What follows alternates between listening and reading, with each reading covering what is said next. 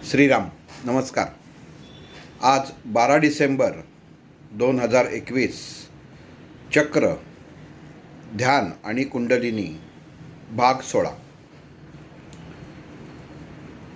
मागच्या वेळी आपण जेव्हा विषय जिथं थांबवला तेव्हा अनाहत चक्र, हृदय चक्र ह्या चक्राच्या क या बीजाबद्दल बोलत होतो. प्रथम बीज, सर्वात महत्त्वाचं बीज, ह्या चक्रातलं सर्वात महत्त्वाचं बीज. मनाचा आणि विचारांचा स्रोत ज्या ठिकाणी शरीरामध्ये उगम पावतो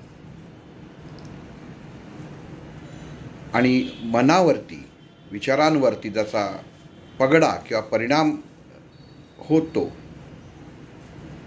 असं हे चक्र, अनाहत चक्र. काही गोष्टी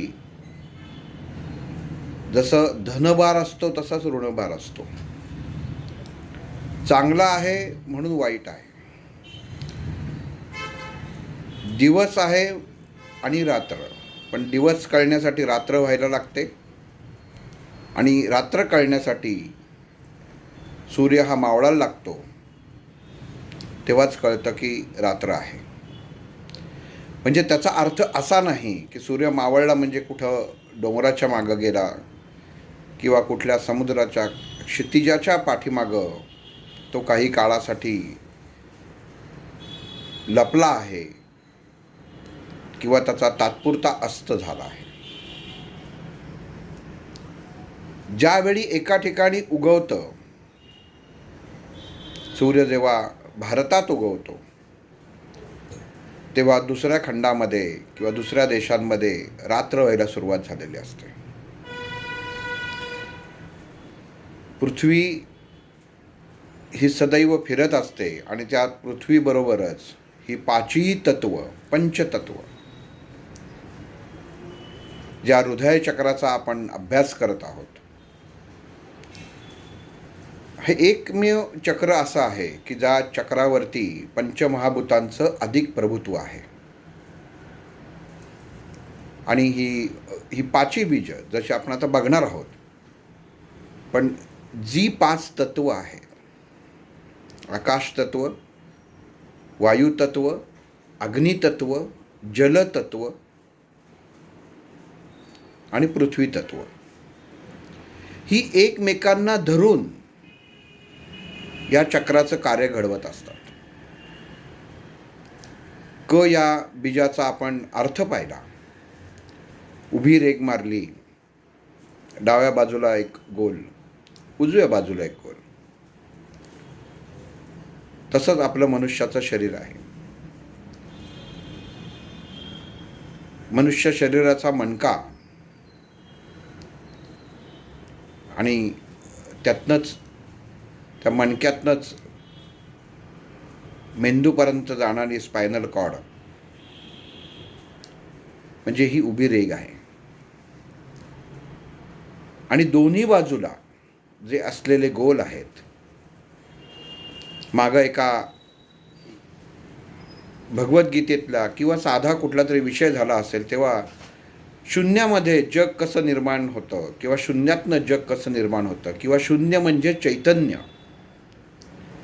याचं स्पष्टीकरण सांगितलेलं होतं की चिता शब्द त्याच्यावरती अनुस्वार दिला म्हणजे शून्य दिलं की चिंता होते. म्हणजे जरी चिंता असली तरी तो देह जागृत आहे, जिवंत आहे, हे कळतं.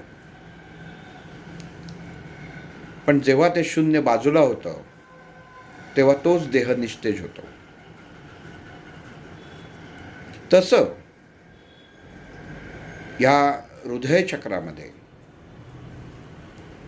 जेव्हा आपण ही कची विचार केला, तर जसं मागच्या भागात सांगितल्यापासनं जिथं काळ आहे तिथंच कर्म आहे. काय, कुठे, केव्हा, कधी, कशासाठी, कोणी, कर्म, क्रूरता, जेवढी कालभैरव, ही जी सगळी कृष्ण, ही जी सगळी नावं आहेत, या सगळ्या गोष्टींना दोन बाजू येतात. आपण विचारलो काय, काय म्हणजे चांगलं सुद्धा विचारू शकतो किंवा वाईट विचारू शकतो. कुठे म्हणजे जायचं ठिकाणसुद्धा दोन येतात. कुठं जायचं आहे म्हटल्यानंतर जो विचारणारा असतो त्याच्या मनामध्ये वेगळं असू शकतं आणि जो ऐकणारा असतो त्याच्या मनामध्ये वेगळं असू शकतं. केव्हा, अशी प्रत्येक गोष्ट क पासनं जी चालू होते त्याला दोन बाजू येतात. आणि इथं कर्माचा, मनुष्याचा कर्माचा कार्यभाग किंवा कर्माची खेळी ही खूप मोठी असते. मनुष्याचं पूर्वकर्म ह्या बीजामधल्या क आणि ख ह्या पाकळीमध्ये दडलेलं आहे.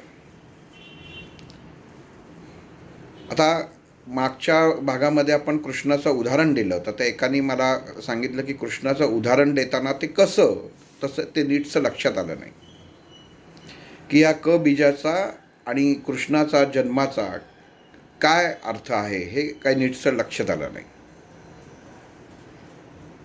कृष्णाचा जेव्हा जन्म झाला, आपल्या सर्वांना माहिती गोष्ट की तो तुरुंगात झाला. बंदिवासात आई वडील असताना आणि बाहेर कित्येक कंसाचे, जिथं कृष्ण बघा चांगला भाग आणि दुसऱ्या बाजूला कंस, दोन्ही क. आणि अशा ठिकाणी ज्या बाळाचा जन्म होणार आहे तोच आपल्या मृत्यूचं कारण आता होऊ शकणार आहे. म्हणून कंसाने आदेश दिलेला असतो की आपली बहीण देवकीला जे काही मूल होईल त्याला मारण्यात येईल. म्हणजे आपण जीवनामध्ये म्हणतो की माझ्यावरती खूप संकट आली, खूप अडचणी येतात, माझ्याकडं मानसिक त्रास खूप आहे, पैसा अजिबात नाही, नोकरी लागत नाही.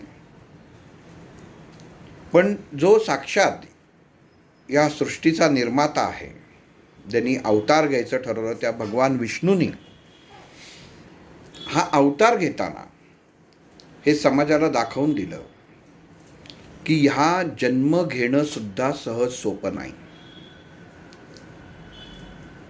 म्हणून कृष्णाचं उदाहरण ह्या हृदयचक्रामध्ये हे समाविष्ट केलेलं आहे की बाहेर हातामध्ये हत्यारं घेऊन त्या बाळाला मारण्यासाठी सेवेकरी उभे असतात कंसाचे. कधी एकदा बाळ होतंय, रडण्याचा आवाज येतोय आणि आम्ही मारतोय. म्हणजे जन्माच्या आधीच मृत्यू अटळ अशी घटना होती. पण ह्याच्यातनं कृष्ण वाचला आणि कंसाच्या लक्षात आलं नाही. जे काही नंतर बाकी घटना झाल्या की आपोआप दार उघडली गेली, यमुनेमध्ये गेला, मग तिथं कालियामर्दन होता, तर सुद्धा नीच चालू होतं.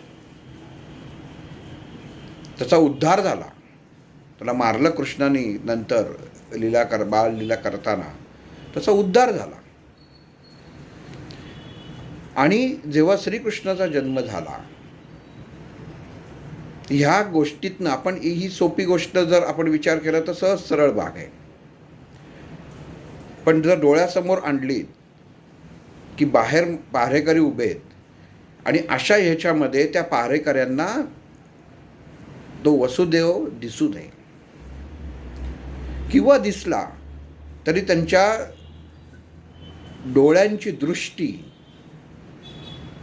तिथपर्यंत पोचत नव्हती की त्याच्या हातामध्ये त्या कृष्ण घेतल्याची टोपली होती. आता टोपली होती का काय होतं, ह्या गोष्टीमध्ये शिरून किंवा ह्या बाबतीत अभ्यास करायचा झाला तर पविवर्तकांसारखं कृष्णावरचं पुस्तक कुठंच नाही. इतकं सुंदर त्यांनी प्रत्येक गोष्टीचं विश्लेषण केलेलं आहे. आपल्याला हृदयचक्रामध्ये ह्या क बीजाचा वापर कसा केला गेलेला आहे. मनाचा कारक आहे. कृष्ण हा मनाचा कारक आहे. कृष्णाने ज्या लीला केल्या, कुठलीही लीला जी भगवंतांनी केली, श्रीकृष्णाने केली, त्याच्यामध्ये रडण्याचा प्रसंग नाही आहे. सगळ्या लीला करताना कायम हसतमुख असाच तो श्रीकृष्ण राहिलेला आहे. आणि हेच प्रत्येक सर्वसामान्य मनुष्याला जेव्हा एखादा विचार मनामध्ये उत्पन्न होतो आणि चेतन अवस्था तुमची तो विचार उचलते आणि अचेतन मनाकडे देते, तेव्हा सरळ त्याचा परिणाम ह्या चक्राच्या क पाकळीवरती होतो. आणि ही क पाकळी त्याचं विश्लेषण करते, चांगलं काय आणि वाईट काय.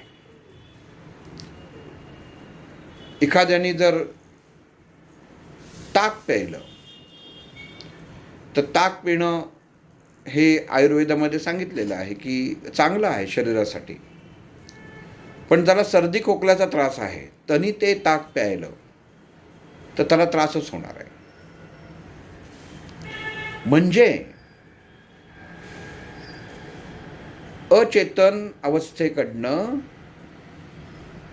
हृदयाला सांगितलं गेलं की ताक प्यायची आज्ञा आलेली आहे.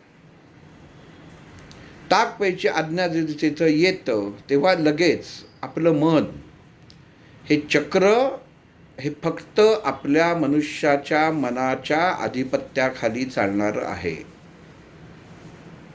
की मनामध्ये आपला विचार येतो, मला थोडीशी सर्दी, ताक प्यायलं की मला सर्दी होते, म्हणजे नकारात्मकता वाढते. आणि मग ते ताक जरी गार नसलं, उत्तम असलं, तरी त्या माणसाला सर्दी खोकला झाल्याशिवाय राहत नाही. आणि दुसरा प्रकारचा माणूस असतो, हो का ताक आहे का, मला द्या, मला आवडतं. त्याच्या मनामध्ये कुठलाही संदेह नाही. जसं आहे, ताक आंबट आलं येऊ दे, कडवट आलं येऊ दे, ताक आंबट आहे का कडवट आहे हा विचारसुद्धा त्याच्या मनामध्ये शिवत नाही. आणि हा विचार मनामध्ये न शिवल्यामुळे तुमचं मन हा योग्य विचार सांगतं की तू योग्य विचार केलेला आहेस. त्याचे गुण बघ, ताकाचे गुण बघ. क्षणोक्षणी वेळावेळाने त्याचे गुणधर्म बदलत असतात. त्याच्यात तुझ्याकडे बघायची काही गरज नाही आहे. तू ते स्वीकार कर. आणि तो विश्वास ठेवून तो माणूस ते ताक पितो आणि त्याचा त्याला फायदा होतो. हे सांगायचं कारण काय, तर मनाचा परिणाम.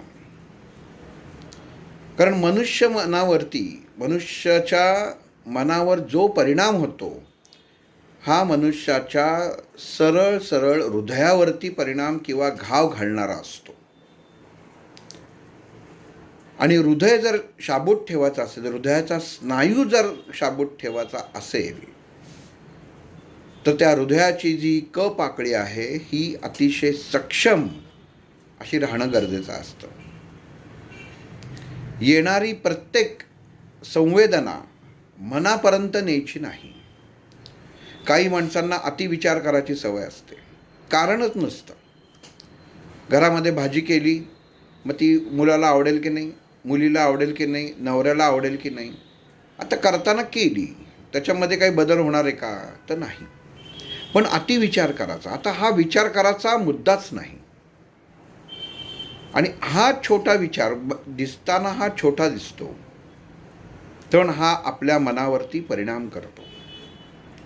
आणि हा केलेला परिणाम तुमच्या रक्ताभिसरणावरती जे ज्ञानतंतू, रक्ततंतू, रक्तवाहिन्या ज्या शरीरामध्ये रक्त तुमच्या गोळा करून फुफ्फुसाकडे पाठवतात, त्याच्यामध्ये अडथळे निर्माण करतात. आता हे अडथळे कसे निर्माण करतात, तर या विचारांमुळे जेव्हा जो मनुष्य अतिविचारी असतो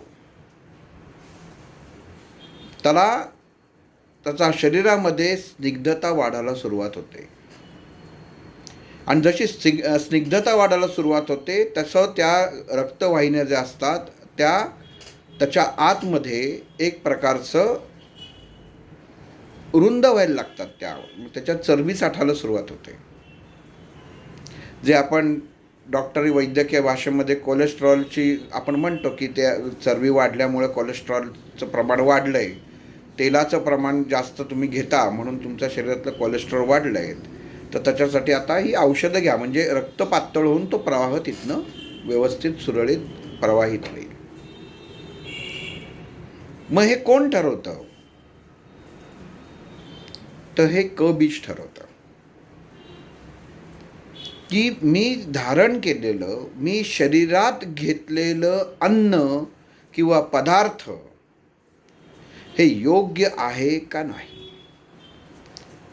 क बीज आपण मागच्या वेळी बघितलं, पृथ्वी तत्वाचं बीज आहे, पण आकाश तत्वाशी संयोग केल्यानंतर ते अग्निरूप धारण करतं.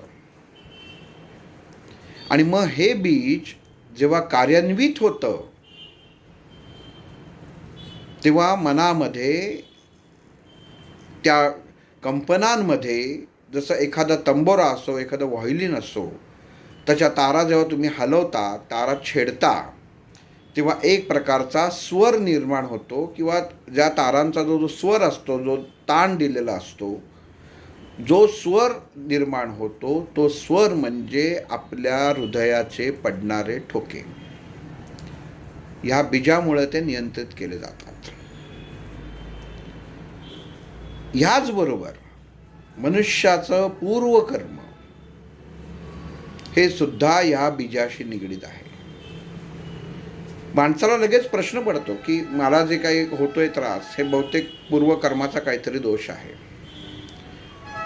हा साधा बोलताना केलेला एक वाक्य उच्चारलेलं असतं, पण तो ह्याच वेळेला कसं उच्चारतो. एखादे जर पैसे मिळाले, एखादी त्यांनी जर चांगली गाडी घेतली, एखादा बंगला बांधला, तर त्याला असं वाटत नाही मी कुठेतरी पूर्वकर्मामध्ये काहीतरी चांगलं काम केलं असेल म्हणून आज मला पैसा आला किंवा गडगंज संपत्ती आता माझ्याकडे मिळाली.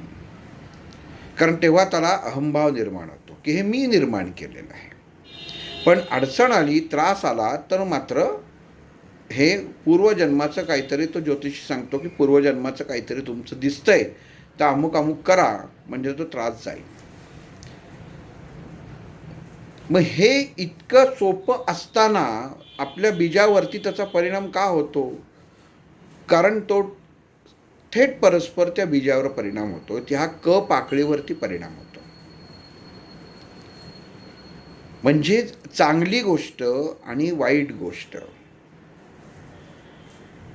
कावळ्याला त्याच्यामध्ये आपण म्हणतो की कावळ्याला सांगितलेलं असतं की तुला जो आत्मा मुक्त होताना दिसतोय, तो जर त्या पिंडातनं मुक्त झाला तर तू त्याला ते स्पर्श कर. आणि ह्याचबरोबर जसा आत्मा त्या पिंडाभोवती किंवा पिंडामध्ये अडकून राहतो, तिथं तो कावळा आणि तो पिंड म्हणजे ती गेलेल्या व्यक्तीचा आत्मा याच्यात युद्ध चालतं. एक दिसत असतो आपल्याला आणि एक दिसत नसतो. तो कावळा जवळ जातो, परत असा नाचत इकडे येतो. आपण म्हणतो गेला गेला शिवेल, तसा तो मागे येतो. पण वास्तविक दोघं एकमेकांच्या समोर येऊन युद्ध करत असतात. हे आपल्या हृदयाचक्राशी निगडीत असलेली ही क्रिया आहे. आपल्याला आपला देह, एक रामदास स्वामींचं एक उदाहरण आहे बघ. एक शब्दाचे दोन अर्थ होतात. प्रत्येक शब्द उच्चारला जातो आणि क पासनं चालू होणाऱ्या प्रत्येक बीजाचे दोन अर्थ होतात. रामदास स्वामींचं जेव्हा अस्थी सांभाळलं गेलं, त्या असं म्हणतात, एका बेलसरांच्या ज्ञानेश्वरीमध्ये त्याचा उल्लेख आहे की 32 वर्ष अक्काबाई नावाच्या एका बाईनी अक्का हा त्यांचा संसार म्हणजे काय, त्यांनी आखून दिलेलं, योजून दिलेलं सर्व गोष्टी या सांभाळल्या. आणि 32 वर्षांनी केशव म्हणून जो एक माणूस होता, त्याच्या लक्षात आलं की स्वामींच्या अस्थ्या आहेत त्या विसर्जन होणं खूप गरजेचं आहे. आणि त्यांनी ठरवलं की या बद्रीनाथला जाऊन मी विसर्जन करणार, आणि त्यांची अनुमती घेऊन तो अस्थी बद्रीनाथला विसर्जन करायला घेऊन जायला निघाला. आणि नंतर पुढं जसा प्रवास करत गेला, वाटेत एका ठिकाणी थांबला. तिथे एका स्वामींचे शिष्य कल्याणनाथ स्वामी हे तिथे राहत होते. त्यांच्याकडे मुक्काम करून पुढं जाऊ असं त्यांच्या मनामध्ये त्यांनी योजलं आणि त्यांच्याकडे ते गेले. तर त्या कल्याणनाथ स्वामींनी त्यांना विचारलं की कुठे चाललात. ते म्हणले स्वामींचे अस्थी आहेत त्या बनारसला जाऊन विसर्जन करायचे आहेत, त्याच्यासाठी चाललोय, तर आज मुक्काम करून उद्या निघेन. आणि हे त्यांनी सांगितल्याबरोबर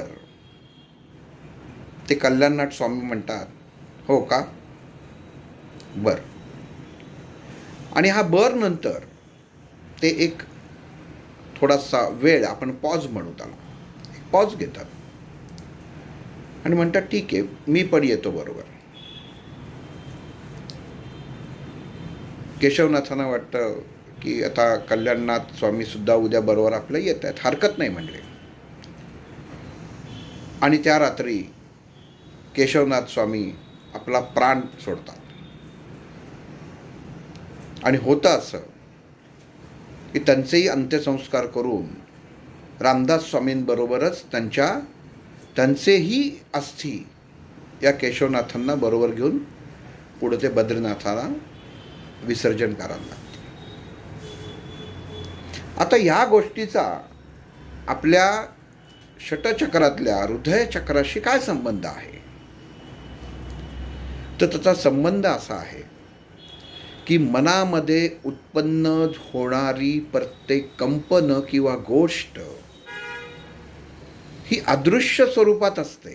त्याचा जो अर्थ समोर तुम्हाला दिसतो तो तसा नसतो. इथं केशवनाथ स्वामींनी जेव्हा सांगितलं ठीक आहे मी पण उद्या तुमच्याबरोबर येतो, हे कल्याणनाथ स्वामींनी जेव्हा सांगितलं की मी पण तुमच्याबरोबर येतो, हे केशवनाथांनी नाही सांगितलं, हे त्या रामदास स्वामींच्या ज्या अस्थी होत्या त्यांनी सांगितलं. आणि त्यांनी तो प्राण त्यागला. ही मनाची जडणघडण आणि ही मनाची देवाणघेवाण आहे की मनाची ताकद, आपण म्हणतो की मनाची ताकद इतकी सक्षम की जे नको ते सुद्धा प्राप्त करू शकते. एखाद्याबद्दल वाईट बोलू नये, कशासाठी बोलू नये, ते एवढ्यासाठीच बोलू नये की आपल्या मनात आलं आणि चुकून त्यावेळी आपली ताकद ह्या क पाकळीमध्ये आपली अग्नितत्व जागृत असेल तर ताबडतोब समोरच्याला तुम्ही जे मनात चिंता तसं फळ मिळतं. मग तुमचा त्याच्याशी संबंध असो किंवा नसो, फक्त त्यावेळी तुमच्या हृदयातलं ते क बीज जागृत पाहिजे. म्हणून क बीज आणि क बीजाच्या पुढं आता ही 5 बीज आहेत बघा, क, ख, ग, घ आणि न. ही 5 बीज जी आहेत ही 5ही पंचतत्व आहेत.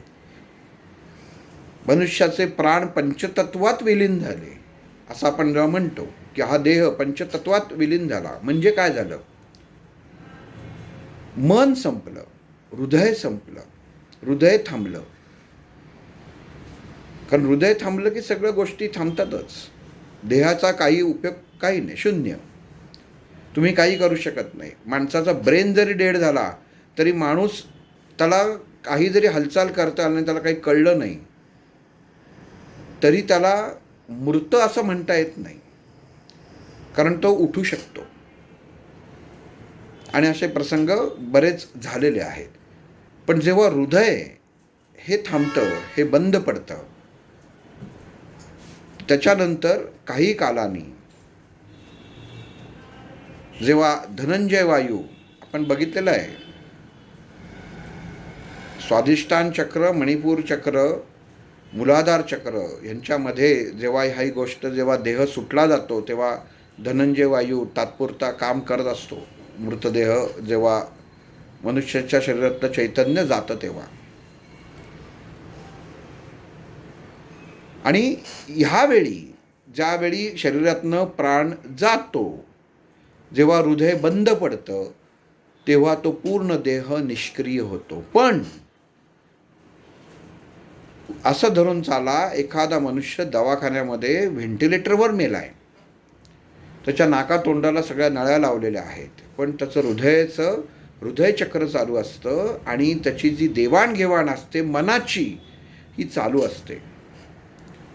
आणि ही चालू असलेली देवाणघेवाण त्याला पुढच्या जन्मामध्ये काही गोष्टी करण्यासाठी भाग पाडत जाते.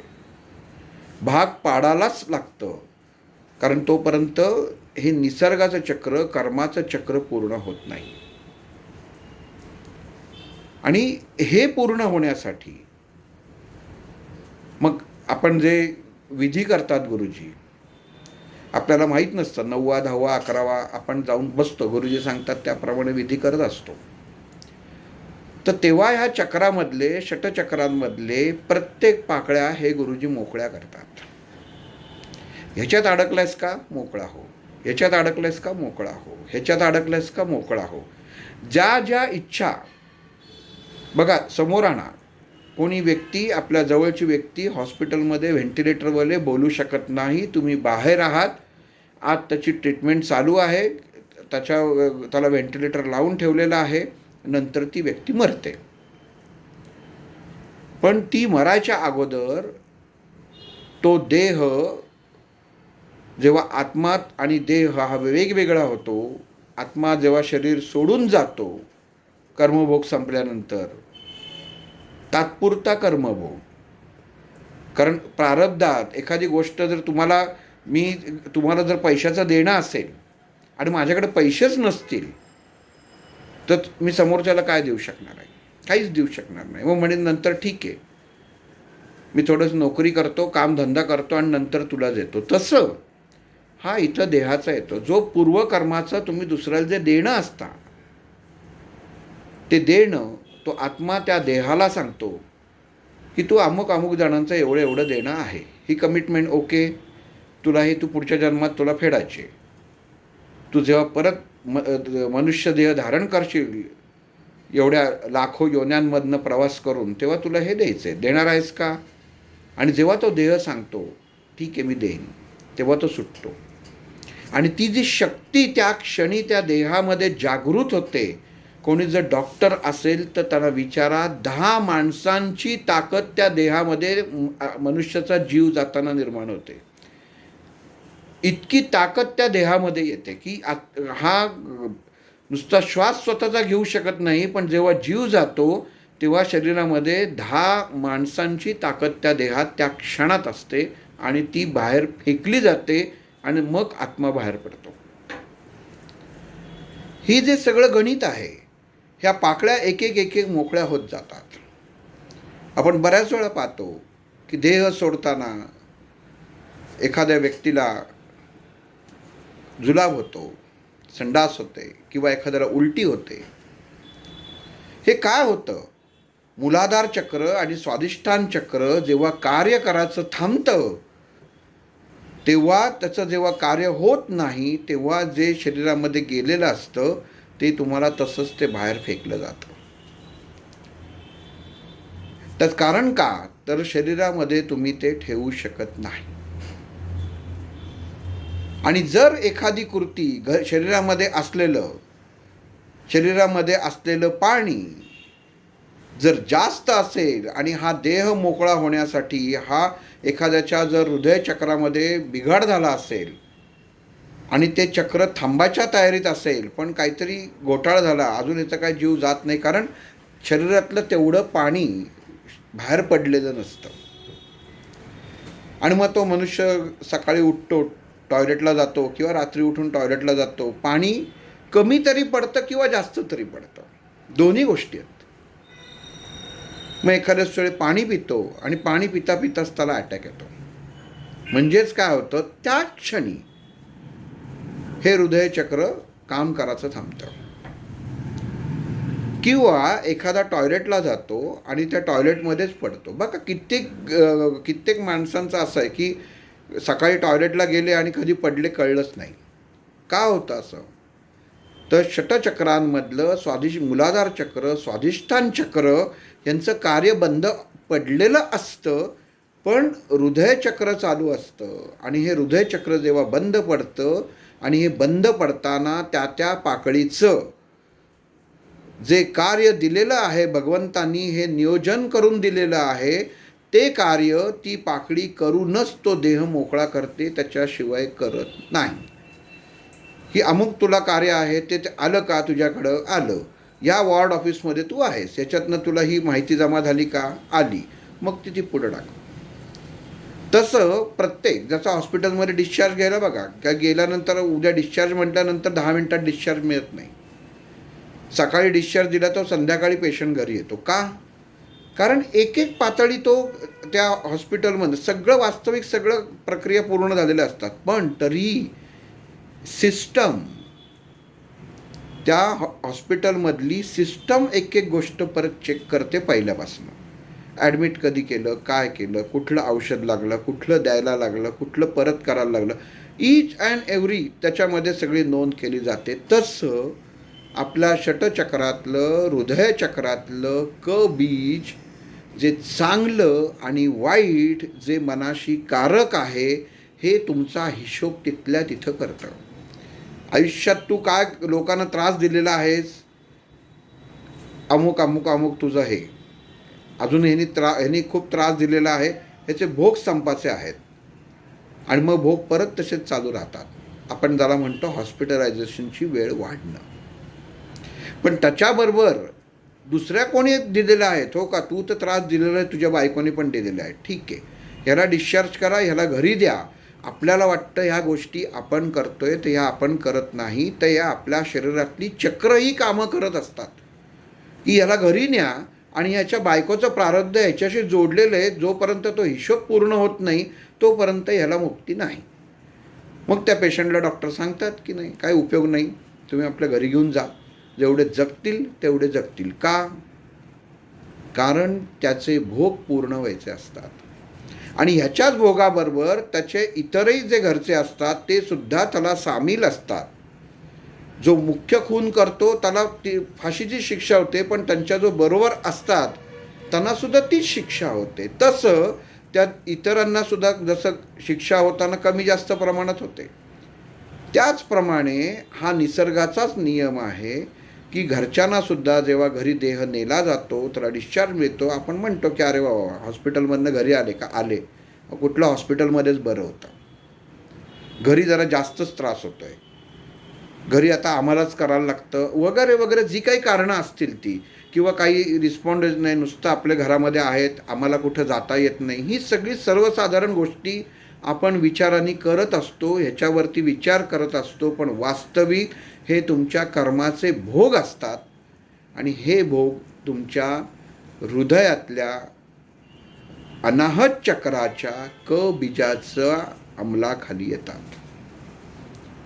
म्हणून क बीज हे खूप महत्त्वाचं आहे. हे दैवी बीज आहे, कालभैरवाचं बीज आहे, कालीचं बीज आहे, काळाचं बीज आहे, कळण्याचं बीज आहे. आणि हे जर तुम्ही लक्षात ठेवलं, आणि याचं बघा, काही तांत्रिक गोष्टींमध्ये जेव्हा एखाद्या घरामध्ये अडचण असते, एखादी मुलगा आजारी असतो घरात सारखा, त्याला कायम त्रास असतो, आई शेवटी सगळे वैद्य करून सगळे म्हणते की नाही, ह्याला काहीतरी बाहेरची बाधा झालेली दिसते, मग तुम्ही कुठल्या तरी मांत्रिकाला दाखवा. आणि मग ज्याचा खरंच अभ्यास झाला आहे, ज्याला खरंच त्याचं ज्ञान आहे, ते मांत्रिक त्याला क वर्ण तयार होणारी मंत्र सांगतात. का सांगतात? की ह्याचं जे कर्मफळ आहे, त्या कर्मफळ मला स्वीकारलेलं आहे मी. आता मी स्वीकारलेलं आहे. जसं एखादा आरोपी पोलीस पकडतात, जोपर्यंत आरोप सिद्ध करत नाही तोपर्यंत त्याला मारलं जातं. पण एकदा त्यांनी आरोप सिद्ध केला, म्हणजे त्यांनी सांगितलं की हो हा गुन्हा मीच केला, मग त्याला तुरुंगात टाकलं जातं, मग त्याला मारलं जात नाही, मग तुरुंगात होणारा त्रास वेगळा असतो. तसं हे जेव्हा मंत्र म्हटला जातो, ह्याच्यासाठी आपण बघितलेलं आहे, बऱ्याच जणांनी ऐकलं असेल, क्रीम क्राम क्रौम क्रम हा मंत्र येतो. हा कालाचा मंत्र आहे. हा मंत्र जर जपला म्हटलं नाही, हा मंत्र जर जपला तर तुम्ही तुमच्या शरीरामध्ये तुम्ही जे कर्म केलेलं आहे त्याला तुम्ही सांगू शकता की हे कर्म मला मान्य आहे आणि मला तू जे शिक्षा देशील ती मला मान्य आहे. म्हणजे हा मंत्र मी आता जपला तर आता माझं काम झालं, तर तसं नाही. ही माझा स्वीकार आहे की मी आहे जे गुन्हे जे आहेत, मनुष्य काही लाखो गोष्टी माणसाच्या असतात, क्षणाक्षणाला घडत असतात की तो दुसऱ्याला सांगू शकत नाही, सांगायच्या नसतात, किरकोळ गोष्टी असतात. आणि ह्या गोष्टी मनुष्याला स्वतःच्या मनामध्ये विचार करून ठेवलेल्या असतात आणि विचार करून साठलेल्या असतात. अगदी आंघोळीला साबणसुद्धा माणूस ठेवला ना तर तो बघत असतो की हा माझा साबण आहे, नंतर कोण आले, बायको गेली का नवरा गेला, त्यांनी लावला का काय केला, मग आधी इथं ठेवला तर मग तिथं ठेवला. म्हणजे कसं मन अडकतं आणि कसं त्याच्यामध्ये आपण स्वतःला गुंतवून घेतो आणि स्वतःचा या विचारांवरनं स्वतःच्या मनावरती एक ठोका मारतो की याच्यात तू अडकलास. म्हणून मोकळं व्हायचं. म्हणून इथं मनाला आपण सांगितलं पाहिजे की तू सगळ्यातनं मोकळा हो. समर्थांनी मनाचे श्लोक का लिहिले, इतर एवढे शरीरामध्ये असताना त्यांनी मनाचा श्लोक का दिला, तर त्याच्यासाठी दिलेला आहे. आणि त्याच्यासाठी त्यांनी रामाचा जप करायला सांगितलेला आहे. बरोबर कोण होतं? मारुती. गोंदवलेकर महाराजांनी कोणाचा जप करायला सांगितलं? रामाचा करायला सांगितलेला आहे. राम म्हणजे काय? बीज. तुम्ही देव धरू नका समोर, बीज आहे. मग क बीजामधनं उत्पन्न झालेले, निर्माण झालेले विचार जे स्वीकारले जातात ते तसेच पुढं बरोबर आहेत का चूक आहेत हे समजण्यासाठी ख बीजामध्ये येतात.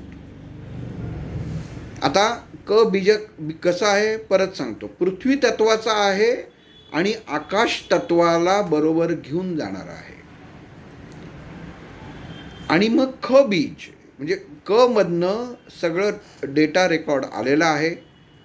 मन त्याच्याशी कारक आहे. क बीजाशी मनावरती जेवढे परिणाम आहेत ते त्याच्यामध्ये सगळं ज्या काही तुमचे विचार आचार जे काही आहेत त्या सर्व गोष्टी त्या क बीजामध्ये जमा केलेल्या आहेत. आणि त्या जमा केलेल्या गोष्टी आता काय काय आलेलं आहे घरामध्ये किराणा मालाचं सामान हे आता ख बीज बघणार आहे. आणि मग ख बीज कसं आहे तर ख बीज हे आकाश तत्वातनं जलतत्वात निर्माण करणारा आहे, पण विध्वंस करणारा आहे. ख बीज हे विध्वंसक बीज मानलं जातं. बघा आपण आता मगाशी सांगितलं की हे जे क ख ग घ ण ही जी बीज आहेत ही सगळी 5 आहेत, पंचतत्व आहे. अनाहत चक्र म्हणजे एकात एक अडकलेली आहेत. पृथ्वी तत्वातनं आकाश तत्व, आता आकाश तत्वातनं ख पुढचं बीज आहे ते जलतत्वात आलं. म्हणजे आकाशातनं वर्ण खाली कोसळणारं बीज आहे. मग ह्याच्या अंमलाखाली या ख बीजाच्या अंमलाखाली कोण येतं तर ख बीजाच्या अंमलाखाली आकाशातनं काय खाली पडू शकतं. जर असं एखाद्या माणसाला सांगितलं तर माणूस अजून काय सांगेल, पण पाऊस निश्चित सांगेल की पाऊस पडू शकतो ह्याच्यातनं. एखादा धबधबा असेल की तो वरनं खाली पडतो, खालनं वर जात नाही. म्हणजे आकाशातनं जलतत्व उत्पन्न करून ते खाली येतं आणि ते विध्वंसक असतं. जसं आत्ता उत्तराखंडामध्ये भूस्खलन झालं आणि गंमत अशी होती की जेव्हा आकाश तत्व जागृत होतं आणि ते जलतत्वात मिळून जे विध्वंस उत्पन्न करतं त्याच्यामध्ये पृथ्वी तत्व नष्ट करायचा प्रयत्न करतं आणि पृथ्वी नष्ट होते. आकाशामधनं धो पाऊस पडतो. आकाश तत्व जागृत झालं, जलतत्व जागृत झालं, पाऊस पडला. कुठं पडला? जमिनीवर पडला, पर्वतांवर पडला आणि सगळे जिचं भुसभुशीत होतं ते सगळं वाहून गेलं. प्रलय आला. म्हणजेच काय झालं? पृथ्वी तत्व नष्ट व्हायला लागलं. मग ख तत्व पृथ्वी तत्व हे नष्ट करतं. आता इथं गंमत अशी आहे की ख शब्द जर आपण बघितलात तर र आणि व या दोन बीजांनी बनलेला आहे. र सर्वांना माहिती आहे, आपण पहिल्याच याच्यात पाहिलेलं आहे, अग्नितत्वाचं बीज आहे. आणि व उच्चारताना ओठ हलवायला लागतात. ओष्ठ म्हणजे जल आलं. जे ओठाने उच्चारलं ज्याचा होतं ते जलबीज. मग अग्नी आणि जल ही दोन्ही बीज जेव्हा एकत्र होतात तेव्हा हे ख बीज बनतं. आणि ह्याही दोन बीज विध्वंसक आहेत.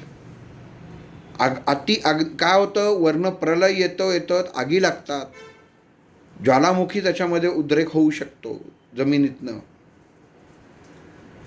अग्निबीज उत्पन्न झालं, जल उत्पन्न झालं, पण उपयोग काय? रस वाहतोय पण उपयोग काय? कारण तो अग्नीचा आहे, लाव्याचा रस आहे, त्याच्यात कोण हात घालणार? म्हणजे ख बीज, विध्वंसक बीज. आणि ह्या ख बीजाचा साधारण मंत्रशास्त्रामध्ये कुठंही वापर केला जात नाही. 1-2 ठिकाणीच केला जातो. पण मग 1-2 ठिकाणीच केला जातो तर मग त्याला हृदयचक्रामध्ये स्थान द्यायचं कारण काय? कारण हे एकमेव बीज आहे की जे हृदयचक्र, मनुष्याचं हृदय स्वच्छ ठेवण्याचं काम करतं. फास्ट आपण जी एखाद्याला ब्लड प्रेशर असेल किंवा कोलेस्ट्रॉलची आपण गोळी घेतो की ज्या स्पीडने एखाद्याला अटॅक आला की त्याला ते इंजेक्शन देतात की असं म्हणतात की ते इंजेक्शनचं असं जोरात काहीतरी प्रवाह वाहतो का त्यातनं वाहतं आणि जी गोठळी असतात ते फोडते आणि तो रक्तप्रवाह मोकळा होतो. तेच काम हे ख बीज करतं की हृदयामध्ये असलेलं कुठलीही गोष्ट, कुठलीही अडथळा, अडचण हे बीज क्षणामध्ये नष्ट करतं. कसं? तर ह्याच्यासाठी तुम्हाला ह्या बीजाचा घशातनं उच्चार करायला लागतो, ज्याला खर्जातनं म्हणतात. आणि म्हणून गंमत अशी आहे की ज्या ज्या व्यक्तींचा आवाज खर्जातला असतो ती समोरच्या माणसांची हृदय जिंकणारी माणसं असतात. की ज्यांचा आवाज खर्जातला आवाज आहे, वेगळा आवाज असतो. आपल्या हिंदी सिनेमामध्ये जर बघितलं तर रझा मुराद यांचा आवाज खर्जातला आहे, कादर खान यांचा आवाज खर्जातला आहे. आपण आत्ता आध्यात्मिक जर कॅसेट्स किंवा व्हिडिओ ऐकले असतील तर डॉक्टर सुनील काळ्यांचा आवाज खर्जातला आहे. म्हणजे ह्या माणसांचं समोरच्या माणसांच्या हृदयावरती कमांड असते. ही जेव्हा माणसं बोलायला लागतात तेव्हा समोरची माणसं मंत्रमुग्ध होतात. ही त्यांची स्पेशालिटी असते, त्यांच्या शब्दातनं उच्चारणाऱ्या निर्माण होणाऱ्या कंपनांची. पण आता उच्चार झालेला आहे, पण होती गंमत अशी की मूळ काय आहे, याचा गुण काय आहे? तर विध्वंसक. मग हे आता समजा धरून चाला की हृदयामध्ये काही त्रास होतो, एखाद्याला हृदयात दुखतंय किंवा आहे, तर खौ खौ खौ असा उच्चार केला तर तुमच्या हृदयाला जर तुम्ही हा उच्चार करून बघा, हृदय लगेच अशा याच्यामध्ये तुम्हाला फेकलं जाईल बाहेर रक्त. पण आता हे फेकलत, ही कृती तुम्ही केलीत, पण बीज तर विध्वंसक आहे. मग त्याचं काय? तर तुमच्या घशावर परिणाम होणार, घसा सोरवटला जाणार. मग खला याच खवमुळे खव ही तुमच्या घशामध्ये उत्पन्न होणार. खोकला या घशामुळे याच्यामुळे उच्चारामुळे उत्पन्न होणार. की म्हटलं पण एकदम खोकला होतो. मग ज्यांचा आवाज खर्जातला असतो त्यांना हा वरवरचा खोकला कायम असतो. कारण विध्वंसक बीज आहे. ते त्याचं गुण दाखवणारच. कुत्रा आहे आणि भुंकणार नाही असं होणारच नाही. भरत ते चावू नये, तेच भुंकणार हे अगदी निश्चितच आहे. घाबरायचं की नाही त्यांनी समोरच्यानी ठरवायचं, पण त्याचा गुणधर्मच आहे. तसं या बीजाचा गुणधर्म आहे विध्वंसक.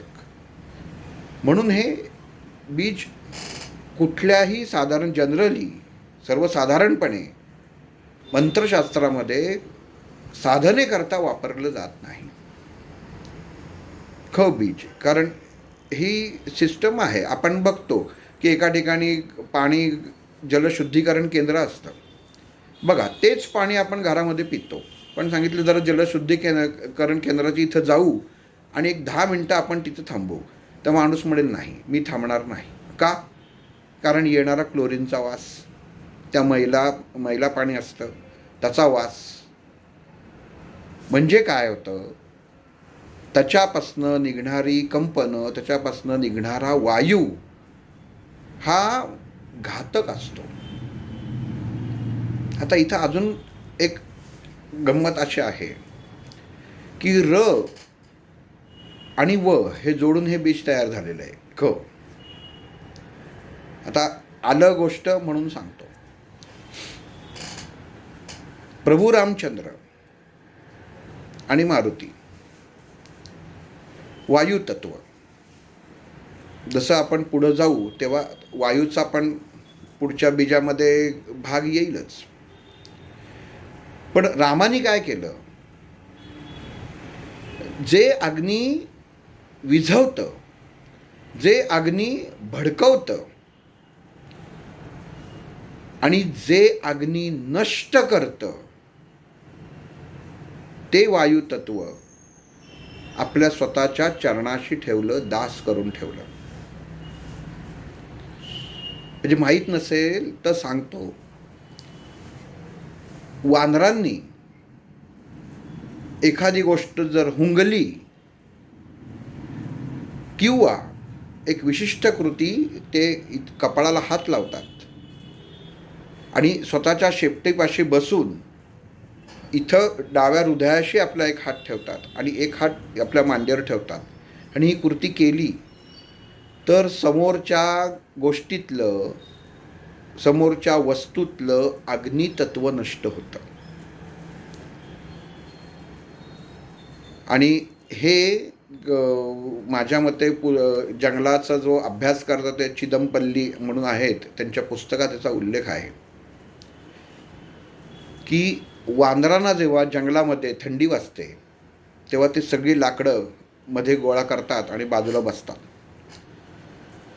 आग लावत नाहीत, नुसतंच त्याच्यावरती शेकतात. हीच कृती असते. ही कृती त्यांच्या पुस्तकात नाही आहे, पण ह्याच कृतीमध्ये ते शेकतात. आणि त्या एकदा शेकलं आणि नंतर तुम्ही ते लाकूड रॉकेल काहीही टाकून पेटवायचा प्रयत्न केला तरी ते लाकूड पेटत नाही, कारण त्यातनं अग्नितत्व नष्ट होतं. आणि ह्याच कारणाने आपण कारणाने नाही असं हे मी म्हणतो, ह्या कारणाने पण आपण अभ्यास करतो. अभ्यास करताना दोन्ही भावनिक होऊन चालत नाही, दोन्ही गोष्टी जर तरच्या असतात. की प्रभू रामचंद्र हे अग्नितत्वाचे मुख्य होते, प्रधान होते, आणि मारुतीराया हे वायुतत्व आणि अग्नितत्वाचे प्रधान होते. म्हणजे मारुतीरायांकडे अग्नितत्व पण होतं आणि वायुतत्व पण होतं, आणि या दोन्हीचे ते प्रधान होते. आणि प्रभू रामचंद्र फक्त अग्नितत्वाचे प्रधान होते, म्हणून त्यांनी वायुतत्व स्वतःच्या जवळ ठेवलं, नियंत्रित ठेवलं की हे विध्वंस होता कामा नये. तो जर झाला तर समोरच्या गोष्टींमधलं अग्नितत्व नष्ट होईल.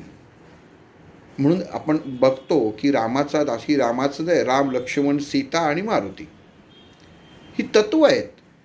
ही तत्त्व एकमेकांशी बांधली गेलेली आहेत. आणि जसं हे ख आहे आणि खचं तत्वाचा खचा उच्चार करताना जेव्हा घशातनं करायला लागतो आणि जो वायू मोकळा होतो तो शरीरातला अग्नी हलवतो. शरीरामध्ये उत्पन्न असलेला अग्नी तुमचा डळमळीत करतो. हा उच्चार करून बघा. माणसाला जेव्हा खोकला येतो त्या माणूस अस्वस्थ होतो. अति खोकला आल्यानंतर स्वस्थता नसते, त्याला घरघर लागते, कारण सगळी तत्व शरीरातली तो बिघडवून टाकतो. आणि ह्याच्यामध्ये जर तो वैचारिकतेमध्ये त्याचं क बीज बिघडलेलं असेल, चांगलं आणि वाईट दोन्हीही समोर आहे. काय करायचा हा तुमचा मनाचा प्रश्न आहे, ते सुद्धा तिथंच आहे. जे योग्य आहे ते तुम्ही स्वीकारलं तरच पुढं जाणार आहात. पण त्याचं सुद्धा फिल्टरेशन तुम्ही निर्णय जर घ्याल ते तुमचं ते ख बीज बघणार आहे की काय याचा विध्वंस करायचा, ठेवायचं का काय करायचं ते. आणि इथपर्यंत जेव्हा ख बीजाला जेव्हा कळतं की नाही अमुक आलेलं जे काही आलेलं आहे, मी आता समोर एखादं श्रीखंड ठेवलं की नाही यांनी श्रीखंड आणि माणसाला शुगर आहे, अतिसाखर शरीरात आहे, तो श्रीखंड चमचा खातो, मला काही होत नाही. हा मला काही होत नाही हा जो त्याचा विचार असतो हा त्याच्या मनामध्ये असतो. किंवा तो म्हणतो काही होत नाही, मी आपलं खातो. पण त्याच्यामध्ये बॅकऑफ माइंडला त्याच्यामध्ये त्याच्या वैचारिकतेमध्ये असं नक्की आलेलं असतं की मला कुठेतरी त्रास होऊ शकतो, पण नाही मी खाणार. आणि हा जो विचार येतो नकारात्मकताचा, हाच विचार तुमचं अचेतन संस्था जेव्हा हृदयाच्या मध्ये पाठवतं, अनाहत चक्राकडे पाठवतं, तेव्हा त्याचं तिथं फिल्टरेशन केलं जातं. आणि मग हे फिल्टरेशन केल्यानंतर त्यातलं चांगलं आणि वाईट दोन्ही गोष्टी दोन वाटे तिथं समोर मांडले जातात की तुला काय करायचं आहे ते. आणि ते अधिकार पुढं ख बीजाकडे जातात. आणि मग तो सांगतो तुला अक्कल आहे का, तू हे खातोस, तुला माहीत नाही का तुझी साखर एवढी होती. हे स्वतःला माणूसही समजावून शकतो आणि एखादा दुसरा बघणारा असतो तोही सांगतो की कमी खा, किंवा तुला कळत नाही का रे तुला साखर आहे ना, कमी खा. तरी माणूस ऐकत नाही. आणि जेव्हा ऐकत नाही तेव्हा क बीजामधल्या या खणामध्ये जातं की ठीक आहे चल भोग तुझ्या कर्माचा, तू जे कर्म केलेलं आहेस, ही तुझी मस्ती केलेली आहेस, ही तुझ्या कर्मामध्ये जमा झालेली आहे. आता ह्याचा हिशोब आपण जेव्हा तू देह सोडशील तेव्हा करू. आणि त्या प्रारब्धामध्ये येऊन ते पडतं. आणि हा एक कप्पा प्रारब्धाचा ह्या हृदय चक्रामध्ये, अनाहत चक्रामध्ये या बीजामध्ये चमच्यातला ही त्याची एक मेमरी आहे, त्याच्यामध्ये साठवून ठेवलं जातं. संचित कर्म, क्रियमान कर्म आणि प्रारब्ध. ह्या सगळ्यात शेवटी येणार आहे. म्हणजे मणिपूर चक्रातनं जेव्हा वायू बाहेर पडतो, समान वायू,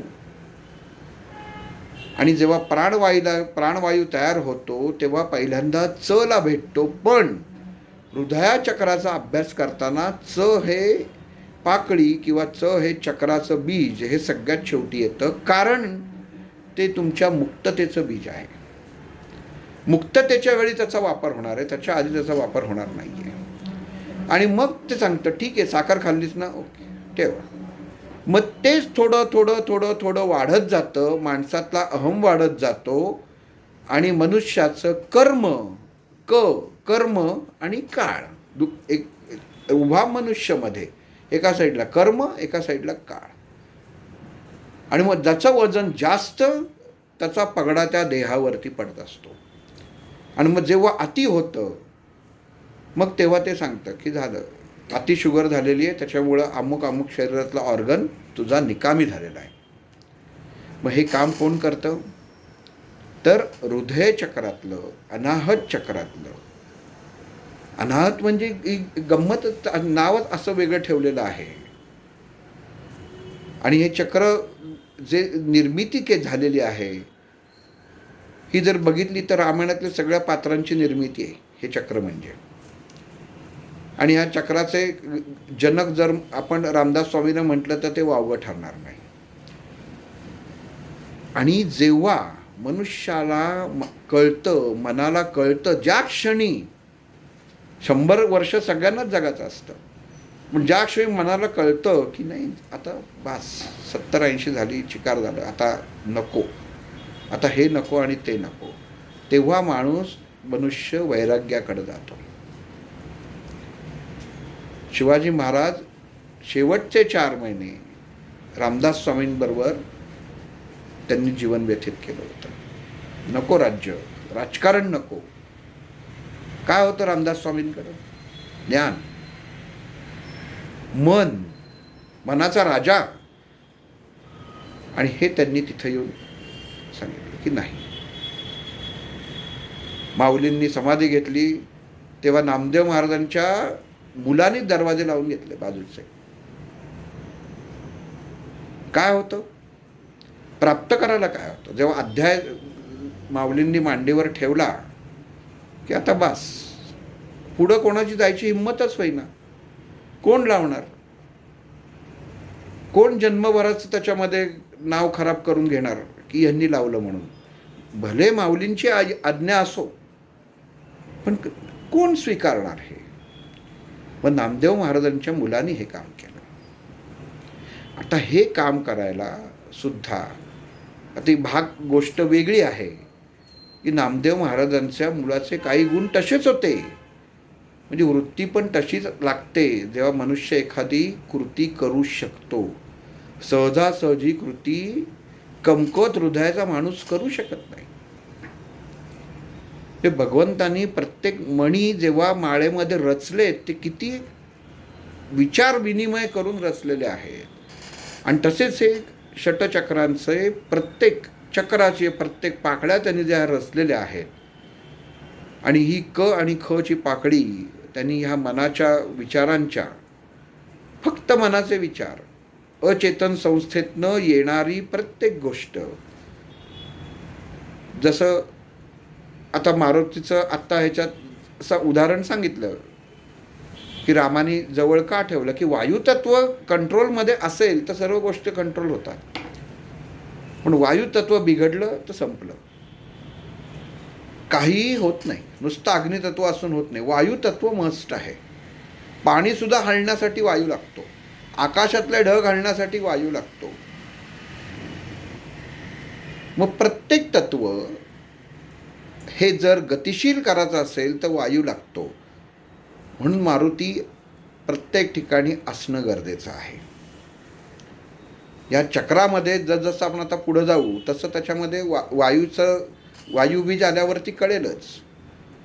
पण ह्या बीजाचा जो स्वामी जो आहे ह्याचं नाव शिव ठेवलेलं नाही आहे किंवा शंकर ठेवलेलं नाही आहे, तर ते महेश ठेवलेलं आहे. महेश देवता ही ह्या चक्राची स्वामी आहे. मग महेश नाव का ठेवलं? शंकर ठेवता आलं असतं, शिव ठेवलं असतं. कारण पण प्रत्येक नावं ही शंकर असो, शिव असो, महादेव असो, भोलेनाथ असो, तत्व बदलतात. तसं महेश हे तत्व बदलतं. पंचतत्व जिथं मोकळं होतं ते तत्व म्हणजे महेश. ब्रह्मा, विष्णू, महेश. आणि महेश म्हणजे मोकळं होणं. मग ही 5 तत्व जिथं मोकळी होतात, जिथं हृदयचक्र, हृदयामध्ये घडणाऱ्या प्रत्येक घटना, प्रत्येक गोष्टी, प्रत्येक कंपनं, ज्याच्यावरती ज्याचा अंमल आहे तो स्वामी म्हणजे तो महेश. म्हणून आपण जेव्हा सेवा करतो, मृत्युंजय मंत्र म्हणतो आणि मृत्युंजय मंत्रानंतर सगळ्यात शेवटी ओम महेशाय नमः हे म्हणावं. कारण कित्येक जीव असे अडकलेले असतात, सुटता सुटत नाहीत, वासनेमध्ये अडकलेले असतात.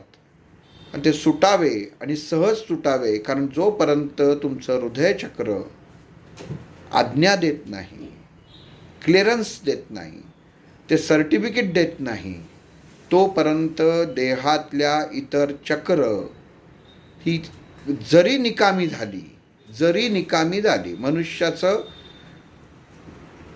संडास बंद झालं, लघवी बंद झाली, खाणं बंद झालं, मेंदू बंद झाला, डोळे दिसणं बंद झालं, कान बंद झालं, सगळं बंद झालं, पण श्वास चालू आहे. का चालू आहे? तर हृदय चक्र, अनाहत चक्र चालू आहे. म्हणजे शेवटचं चक्र, की जिथनं सगळा क्लिअरन्स येतो, सगळा तुमचा लेखाजोमा जो असतो तो ह्या चक्रांच्या पाकळ्यांमध्ये सगळा स्टोअर केलेला आहे, सगळा थांबवलेला आहे. म्हणून हृदयाचं स्थान हे कायम महत्त्वाचं, पवित्र आणि दोन्ही बाजूनी सांगितलेलं आहे. कैकेयीनी प्रभू रामचंद्रांना सांगितलं, प्रभू रामचंद्र, रामा तू अयोध्येचा राजा होऊन काय करणार? तू अयोध्येचा राजा झालास तर तुझा अयोध्येचा राजा व्हायची तुझी योग्यताच नाही, असं एक आई रामाला म्हणते. हे जर आपण ऐकलं तर आपण म्हणू काय गंमत आहे. आई रामासारख्या माणसाला म्हणते की तू अयोध्येचा राजा व्हायचा तू योग्यता नाहीस. आणि इथपर्यंत ऐकतो आणि मग पुढं काही म्हणते की तू ह्या जगताच्या प्रत्येक व्यक्तीच्या हृदयाचा राजा हो, हा तुझा मान आहे. हे वाक्य जेव्हा आपण ऐकतो तेव्हा आपल्याला ते अयोध्येचं वाक्य हे काहीच वाटत नाही. म्हणतो नाही बरोबर आहे, ही जे म्हणते ते बरोबर आहे. पण जेव्हा पहिलं वाक्य ऐकलेलं असतं आणि जेव्हा आपल्या मनासमोर विचारांमध्ये लगेच ताबडतोब जी खळमळ वाजते, तेच म्हणजे माणसाचं मन. मग क मधनं ख झालं. मग आता हा ख जो धीरगंभीर आहे, रौद्र आहे, भयंकर आहे आणि जो हृदयाचं रक्षण करता आहे, हृदयाचं रक्षण करणारा आहे. आपण जे म्हणतो शरीरामध्ये कॅल्शियम कमी झालं, D3 कमी आहे, व्हिटॅमिन कमी आहे, हे सगळं या ख बीजाच्या, या ख पाकळीच्या अंतर्गत येतं. कारण झाड, अजून एक छान उदाहरण, आत्ता जस्ट 1-2 दिवसापूर्वी घरी टी व्हीवर सिनेमा बघत असताना 2 आखे 12 सिनेमा लागला होता. ते जे कैदी असतात त्यांना सवय असते की सकाळी उठायचं आणि चूळ भरली की ती चूळ एका ठिकाणी एका रोपाच्या इथं ते सगळे चूळ थुंकायचे. मग ते हळूहळू झाड मोठं होताना दाखवलं आहे, मग ते वाळलेलं दाखवलं आहे आणि ते चूळ भरत जातात आणि ती फेकत जातात, म्हणजे चूळ तिथं थुंकत जातात. ते वाईट कृतीने ती करत असतात, पण ते झाड बहरतं आणि त्यांना फळं देतं आणि तेव्हा त्यांना ती बुद्धी होते. कृती पाण्याचीच आहे, झाडाला पाणी मिळालेलं आहे आणि त्यांनी त्याच्या स्वतःच्या स्वभावाप्रमाणे गोड फळच दिलेले आहेत. पण मनुष्याचे विचार, मनुष्याचा आचार हा जर चुकीचा असेल तर त्याला स्वतःची त्या आचार विचारांची शिक्षा मिळाल्याशिवाय राहत नाही. पण जसं यांनी तुंकलेल्या पाण्याने ते झाड वाढलं, त्याला सुंदर सुमधुर फळं लागली, तसं समोरच्यावरती चांगलाच बदल होतो. हे कायम लक्षात ठेवलं पाहिजे आपण, की आपण जी कृती करत असतो ती योग्य आहे का अयोग्य आहे, समोरचा व्यक्ती माझ्याशी कसा वागेल किंवा समोरच्यानी कसं वागलं पाहिजे याचा विचार न करता मी कसा त्याच्याशी चांगलं वागू शकतो. किंवा कारण हे गंमत अशी आहे की हे तुमच्या मनामध्ये लिहिलं जाणार आहे आणि हृदयातल्या या विभागामध्ये त्याची नोंदणी होणार आहे. जसं जन्म मृत्यू नोंदणी कार्यालय असतं तसं प्रारब्ध संचित कर्माची नोंदणीचं ती पाकळी आहे. आणि हे सगळं तुम्हाला मृत्यूच्या वेळी आठवतं. प्रत्येक माणसाला मृत्यूच्या वेळी आठवतं की आपण जीवनामध्ये काय केलं होतं, काय चुका घडल्या आहेत. त्याच्याशिवाय त्याचा देह, त्याचा आत्मा हे शरीर सोडत नाही. आणि आपल्याला वाटतं की अगदी सहजतेने त्याच्यामध्ये गेला किंवा अमुक झालं, हे आपल्याला दिसतं, तसं नसतं. तेव्हा जेव्हा आपण ही कृती करतो जीवनामध्ये, जेव्हा आपण मनाचा विचार करतो, मन हेच एकमेव असं शस्त्र आहे की जो मनुष्य योग्य तऱ्हेने वापरू शकतो, त्याचा वापर करू शकतो. समर्थांनी श्लोक लिहिताना, दासबोध लिहिताना मनावर लिहिलेला आहे, शरीरावर लिहिलेलं नाही आहे, कारण सगळ्यात महत्त्वाचं चक्र हे अनाहत चक्र, अनाहत घटना घडवणारं चक्र, म्हणून त्याला त्याच्यामध्ये अनाहत म्हटलेलं सुद्धा आहे. आणि ते पुढं त्याच्यामध्ये येईल आपल्याला, जसं की याला अनाहत का म्हटलेलं आहे, हृदयचक्र असल्यामुळे. तर प्रत्येक वाहिनी जे हृदयातनं येते, हृदयातनं काय येतं, ती फुफ्फुसाशी काय जोडली जाते, हे सगळं आपण या हृदयचक्रामध्ये पाहणार आहोत. आणि फक्त ज्यांना ब्लड प्रेशरचा त्रास आहे त्यांनी नुसता कम या बीजाचा जरी उच्चार केला, कम, क वर अनुस्वार, कम खम, कम खम या 2 बीजाचा जर उच्चार केला, पण हा उच्चार करताना हे लक्षात घेतलं पाहिजे की ख हे विध्वंसक बीज आहे, तेव्हा तुमच्या घशावरती ताण हा पडणारच. तो सहन करायची तुमची ताकद असेल तर कम खम याचा उच्चार तुम्ही करावा. आज इथं थांबतो. श्रीराम.